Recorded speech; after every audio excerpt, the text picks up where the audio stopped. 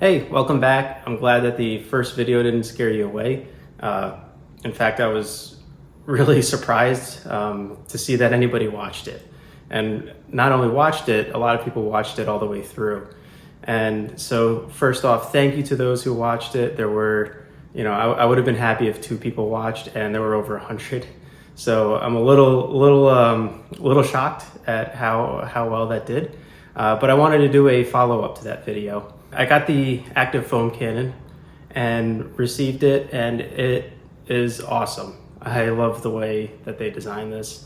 I'm not going to do any foam tests or show any foaming in this video.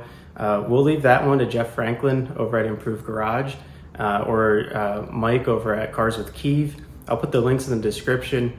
They did so many tests with this cannon, including drop tests, which I'm not going to do because I don't want to break mine. And yeah, so let's take a look at the active.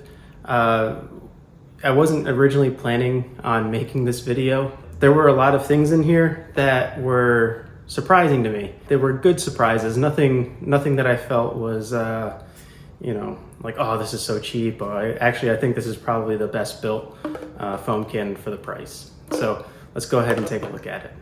All right, so we have our cannon here, and the first thing that we have are our orifices, right?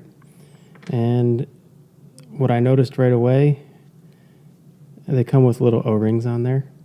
That is a very good way to not only seal the orifice on the inside, but also it provides a bit of resistance to keep things from backing out. So I liked seeing that.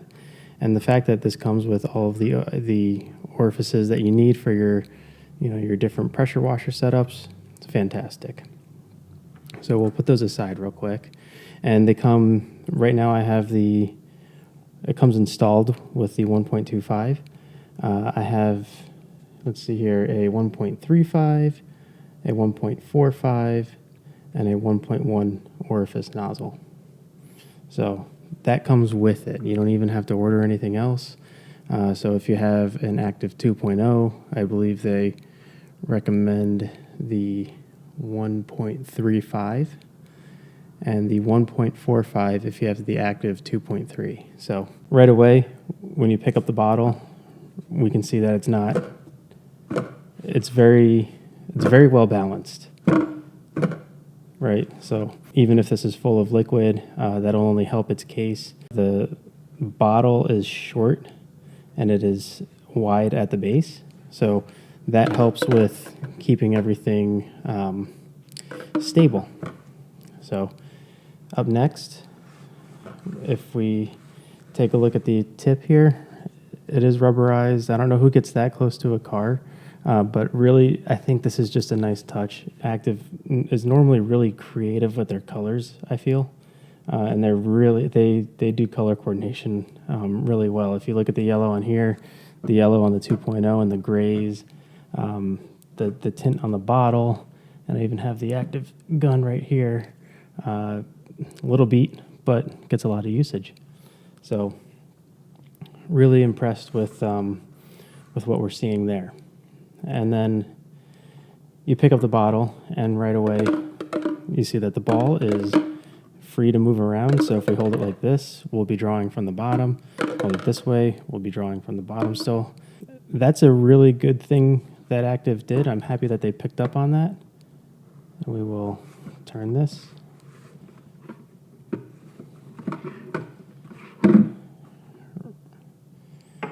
And we're going to lose the bottle for a second here. Right, so they picked up on that. You need a flexible straw. So I think it was Josh V pointed out that there is no filter in here.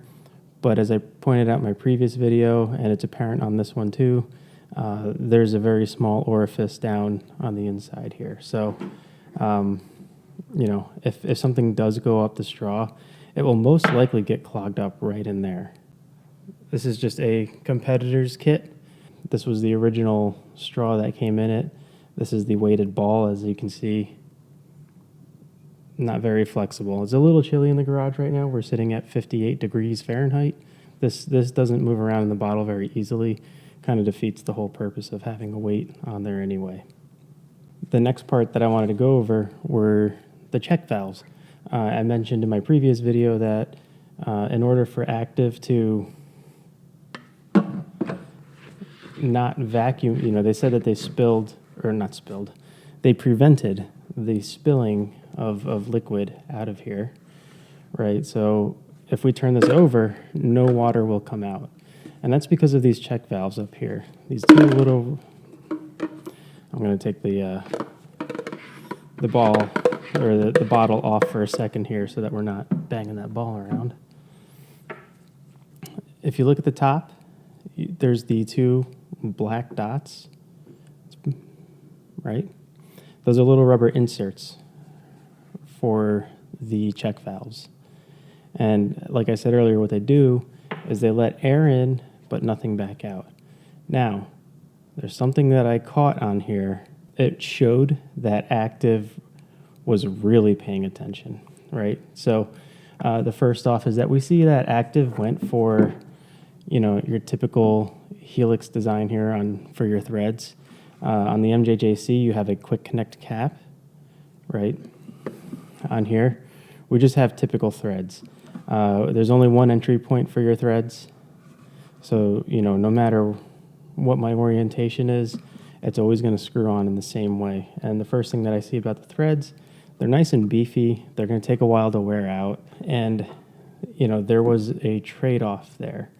Instead of having a quick connect, if they did a quick connect cap, they would have to run some sort of O-ring or sealing, some sort of special non-standard mechanism for sealing, right? On the MJJC, there's two O-rings on the bottle. On mine, personally, I've seen them get kind of like twisted up a little, and once they stretch out, they're not usable anymore. So I was actually happy to see this. I don't need the quick connect. What this does allow you is you have your gasket up in the cap. Now, that gasket, it's never going to wear out. I shouldn't say never, but it's going to take a really long time for that to wear out. It's not really going to fall out. Once it's set up there, it's up there. When you first get this in the box, it might be sitting in there a little loose, but once you get the Active foam cannon, and screw on the bottle, it sets up there pretty nicely. So, I don't have to worry about replacement gaskets on that, because that gasket, it's going to take forever to wear out. I guarantee it. On the inlet here, they do use just a little O-ring in there. So there's nothing special there. It's nice that this is not an NPT. I think that the NPT for being able to get to that orifice on the inside, I think the NPT is just a little bit inconvenient. But on here, we do not have an NPT. It's just a standard thread with an O-ring, which does help keep this in place. So, as you use your foam cannon, I'm working at a weird angle. As you use your foam cannon, you kind of have a swinging motion, right? As you're going back and forth on the car. Sometimes, if this isn't on tight, it can actually cause it to loosen. I don't think that'll be the case on the Active. On the MTM, it never happens. You have NPT fittings. So NPT fittings have tapered threads, and as you tighten them down, they interfere with each other. That's what creates kind of a locking and sealing method for NPT. So, like I said, this is a standard thread, but you do have an O-ring in there for a little bit extra friction and sealing capability. The O-ring mostly works as, I think, for sealing, but when you do crank down on this, it is tough to get it off. On the front, very, very smooth action for your fan adjustment. Some people may like it, some people may not. Personal preference. I found that the MTM was not too much different from this, so really not much to say about that there. So I didn't go and disassemble this entire thing just yet because I wanted to keep this video a little bit shorter. But the other thing that I noticed, we do have clickies here, right? So that's good. I like seeing that. At first, when I picked this out of the box, the first thing I did was I twisted the knob. And initially, I was disappointed that there were no clickies up here. But I think there's a reason for that. When you use a foam cannon, and you can try this at home, use your regular dilution, right? So fill your foam cannon up. Use the dilution that you normally use for a moderate or a somewhat thick amount of foam. Open this up all the way, okay? Pull the trigger and hold it, and what comes out will be either no foam or a very small amount of foam. And dial this down, okay? Dial this down until you get to the foam that you want. And then you'll realize that there's a point that is very sensitive, and it's almost by pressure. If we had clicks there, we would shoot right past it and go to too much foam. If we came back a little, we'd have too little. It might actually be frustrating. So I do like that. It's kind of grown on me that this is going to be a smooth action knob. So no points taken off there. So we've gone over some swinging issues that could possibly loosen this. That was addressed. The spilling of liquid, that was addressed. Something else, the bottle tipping over. The bottle tipping over, that was addressed, right? The MJJC is so out of balance, it's not even funny. But you'll notice right here on the threads that there is a little channel. It's a little gap, right? And so when we screw this on, you can see that there's a gap there. And it isn't until we start utilizing the threads that it pushes down maybe another eighth of an inch, quarter of an inch, right? Probably an eighth of an inch. You can see right there, there's a couple threads showing. And as we turn this, it comes down, it compresses, right? It compresses what's inside here. Now you got to remember, these little check valves, they don't let anything out. So, in theory, if those threads were perfectly sealed, you could be compressing air, which would make it difficult to seal the bottle, right?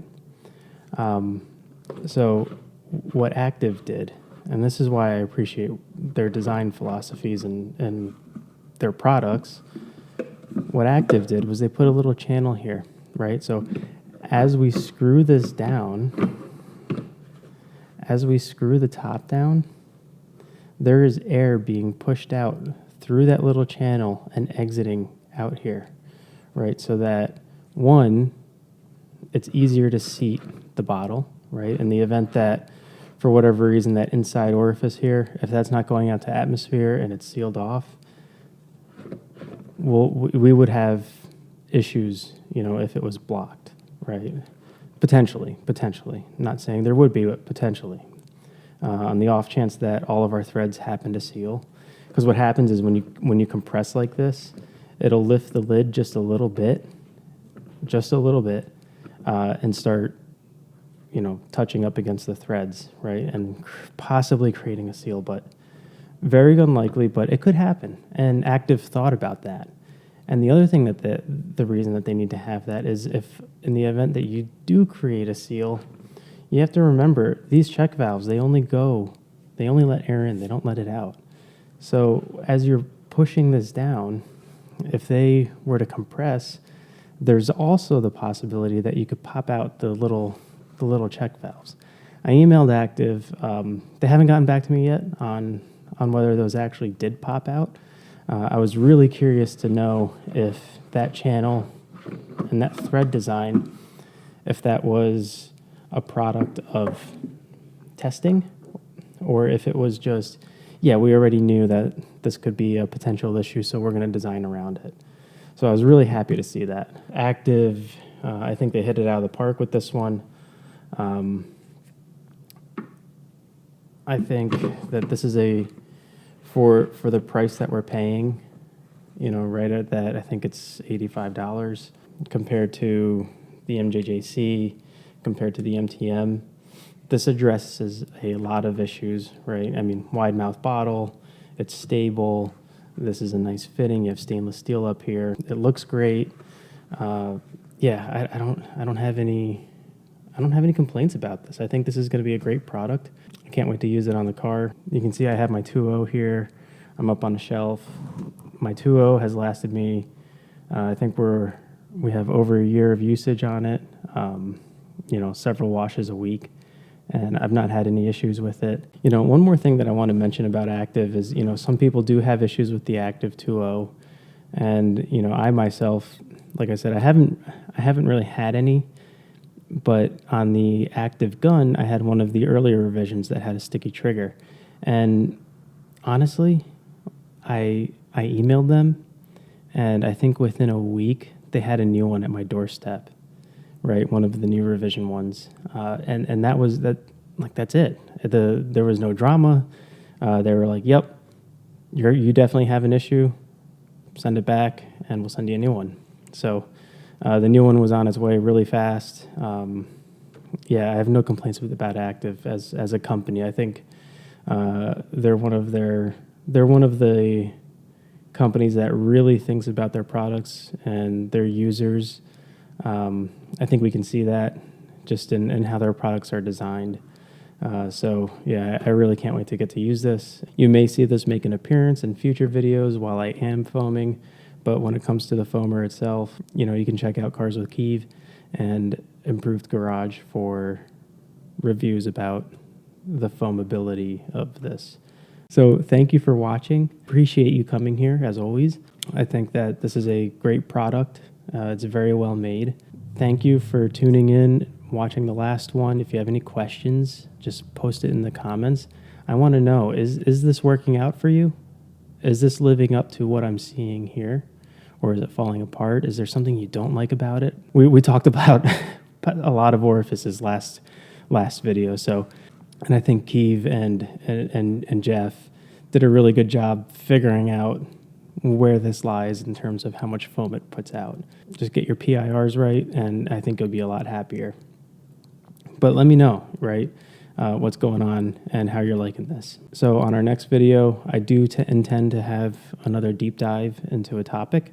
It's going to be about pressure washers, pressure washer hoses, but it's a completely different perspective on how we think about our pressure washing system and our hose setup. So tune in and keep an eye out for that one. It'll be a doozy. So anyway, thank you for watching, and I'll see you on the next one.